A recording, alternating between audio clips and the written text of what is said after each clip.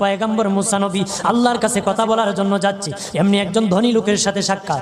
ধনী কয়, মুসা রে, ও মুসা, আমার এত ধন হিসাব রাখতে পারি না, আল্লাহরে জিগাইবানি কি করলে আমার ধন কমবে? মুসা নবী কয়, ঠিক আছে জিগাইবো। একজন বৃদ্ধার সাথে একজন মহিলার সাথে দেখা। মহিলা কয়, মুসা কই যাও, কই যাও রে মুসা? মুসা নবী কয়, তোর পাহাড়ে যাবো, আল্লাহর সাথে কথা বল। মুসা রে, আল্লাহরে জিগাইবানি, আমি গরিব মানুষ, আমি ভালো কিছু কিনতে পারি না, ছেলে মেয়েকে ভালো কিছু খাওয়াইতে পারি না, ভাঙ্গা ঘর, এত গরিব, ভালো করে ঘর বানাইতে পারি না, আল্লাহরে জিগাইবানি কি করলে আমার উন্নতি হবে, ধনী হব, টাকা পয়সা হবে, আল্লাহরে জিগাইবানি। আল্লাহ মুসা নবী কয়, ঠিক আছে, আল্লাহরে জিগাইব, তুমি কেমনে ধনী হইবা?